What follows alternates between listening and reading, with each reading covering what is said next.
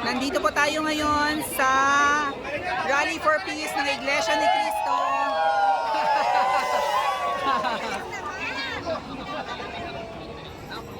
At napakarami pong tao.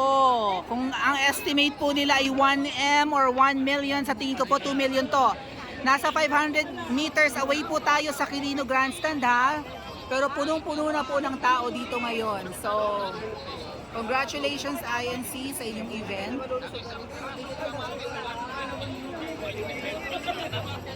Kung ganito lang sana tayo karami sa EDSA, kahit 10% lang, tapos ang problema. Yan, punong-puno po. Ito po ang kahabaan ng Rojas Boulevard.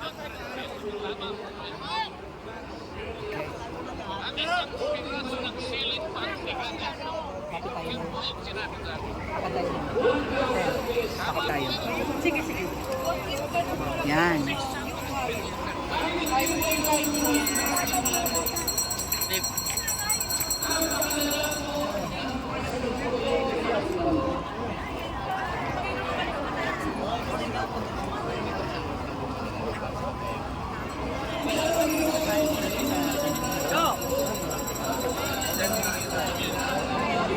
Hindi na mahulugan ng karayom, ano ba?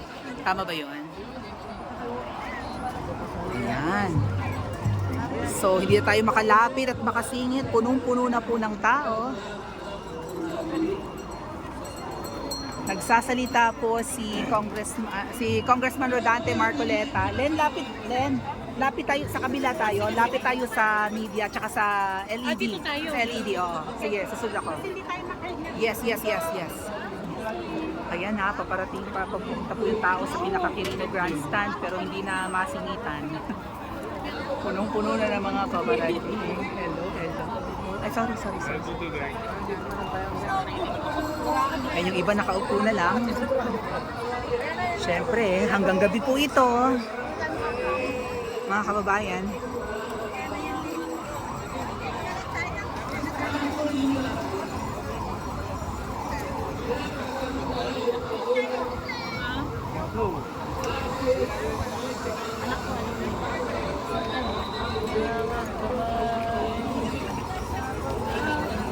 So hopefully ang pagtitipon po ng ating mga kababayang miyembro ng Iglesia ni Cristo ay lumikha, 'di ba? Ng impluwensya at impact sa pag-iisip, sa puso. Ayun ang lapitan natin. Yes. Ng mga nakaupo ngayon, 'di ba? Sana mangilabot sila or mag-iisip sa kanilang mga abusong ginagawa sa atin. Wala, may ambulansya. Ano yan? Baka may... So, sa laki po kasi ng crowd dito mga kababayan, hindi may iwasan na may mahihimatay, di ba? Or may itutulak, may madidisgrasya. So ayan, hindi po rin biro ang mag-organize ng rally. Nandito ang media. Ayan.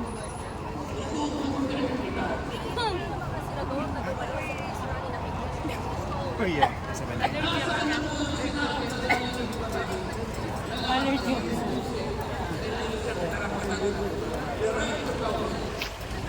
So sana mag-isip ang mga abusado sa kapangyarihan na magtitipon ng taong bayan kapag hindi nila inayos ang kanilang trabaho, ang kanilang serbisyo, ang kanilang paglilingkod. Magtitipong muli at katulad nga po ng nabanggit, ang first wave ay EDSA, ang second wave ay itong rally or peace rally ng Iglesia sa Luneta. Aantayin pa ba nilang ito ko nagtatawag. Yan. Aantayin pa ba nila ang mga succeeding waves? Magte-third wave pa ba? Fourth wave? Hanggat hindi sila tumitigil, magtitipon ang ating mga kababayan para manawagang unahin ang taong bayan at hindi ang kanilang mga pansariling interes. Isa yan sa mga nakita kong placards ng ating mga kababayang miyembro ng Iglesia ni Cristo. Unahin ang mamamayan, hindi ang pansariling bulsa. Parang ganon. Nagsasalita po sa Di Kalayuan si Congressman Rodante Marcoleta.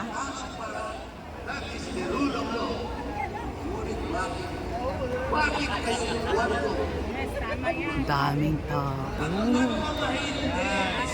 Hindi na tayo. Kahit dito doon bandalin, kumakasing tayo. Sa Di Kalayuan po ay may malaking LED screen at napapanood ang speech ni Congressman Rodante Marcoleta. Siya po ay tumatakbong senador ngayong 2025 elections. At sa dami po ng nandito, Hindi na kami makatapos. palagay ko po ay malaki ang chance ng ating butihing congressman na manalo sa 2025 elections. Huwag lang po talagang dadayain. Ang naririnig niyo po ay si Congressman Rodante Marcoleta. So congratulations po, members of Iglesia ni Cristo. Malaking gastos ang magparali. Hindi lang pagkain, hindi lang pamasahe, hindi lang rental ng sasakyan ang gastos. Logistics, yan, lights and sounds. Gastos yan, billion. Ah, ate, pinagbibenta po yan? Kaso one size na lang po. Anong size yan? Doon lang po. Walang malaki? Wala na po. Nakita tayo ng merch. Magkano po yan? 150 lang po. Ah, pabili po ng dalawa. Ay, sige po. Len, walang kasya sa'yo. Wala na. Tanggap ko na yan, di ba? Kasi extra small ka eh. Ako small ako eh. Para hindi halata.